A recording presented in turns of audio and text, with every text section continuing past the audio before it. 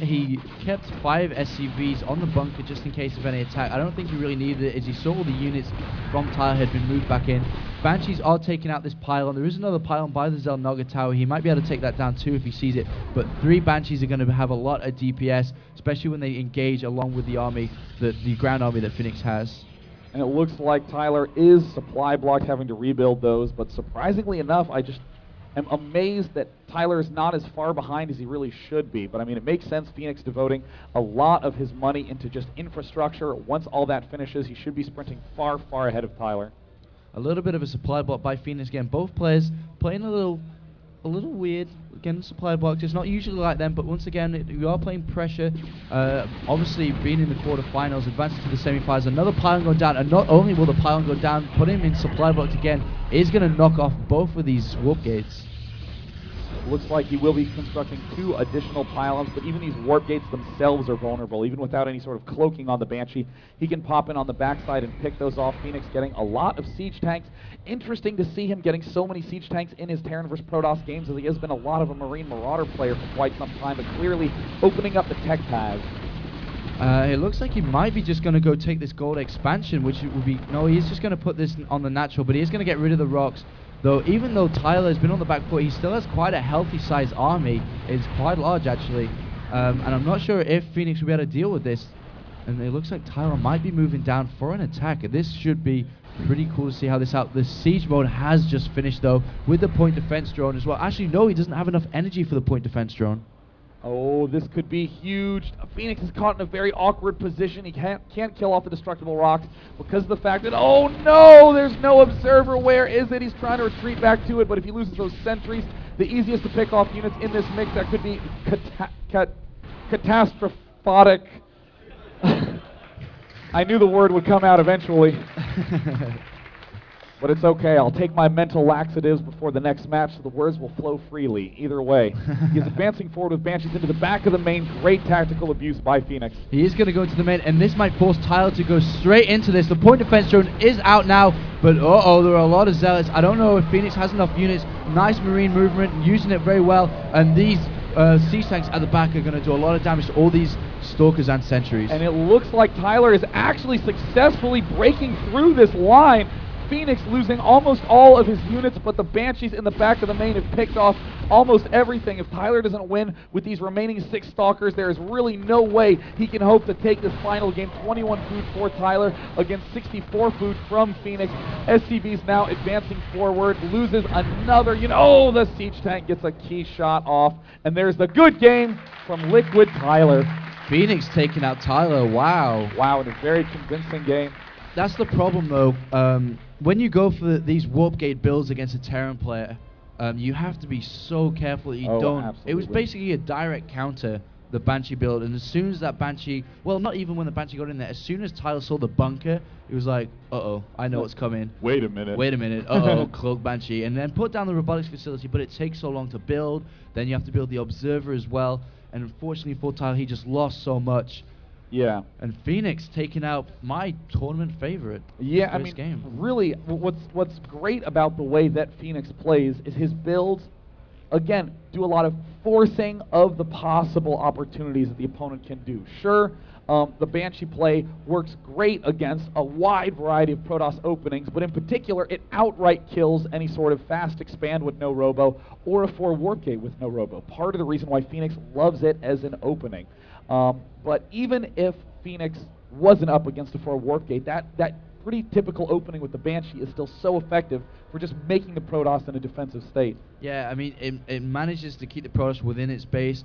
You have to build a lot of observers, especially when you move out. You have to keep them in your base in case he counterattacks. You have to keep units in your base for when he moves out. It really does split the Protoss army around and can cause you a lot of trouble. And it's a very nice opening. It'll be interesting to see if Fenix decides to go for it again. Yeah. I think that Tyler might react to this and maybe just go for like a 2 or 3 gate into robo rather than going for the 4 warp gate. Now, the one thing that I think is most important to note before we go into Game 2 is that Tyler is the sort of player who deeply understands tournament dynamic and playing against the player instead of just playing what he knows.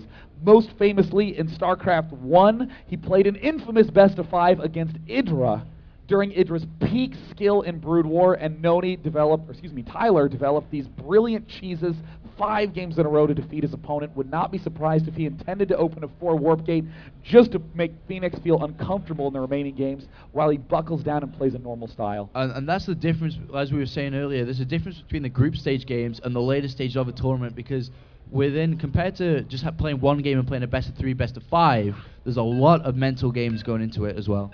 So it looks like we are now starting Game 2 of the final quarterfinal match of the day. It's going to be Fenix against Tyler. Game 2, give a cheer for Fenix if you'd like him to close it out. And make some noise so LiquidTyler can hear you all the way over there. Oh, baby. People even have those little bang sticks that they whack. Bang sticks. I don't know a better way to describe them, because that is exactly what they are. Looks like LiquidTyler in the bottom left as the blue Protoss, Fenix in the top right as the red Terran.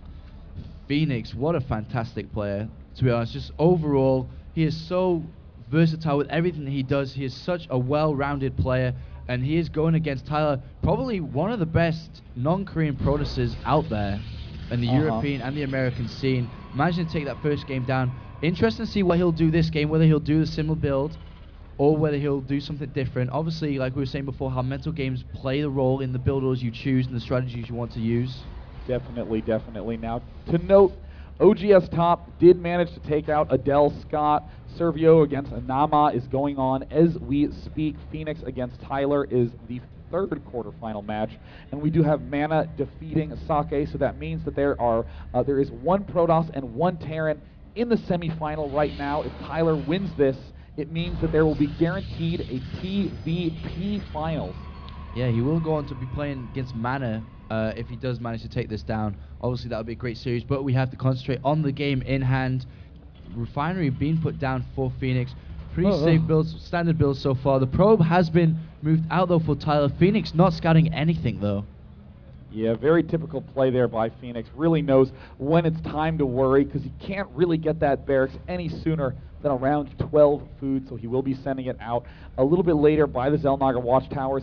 Honestly, the fact that he saw that probe come in at that angle makes him know that no proxy gates are going down. There's Tyler with the harassment, trying to pick that probe off, and Tyler, of course, very fast player, but not nearly as fast as Fenix, just chilling up at 315 APM.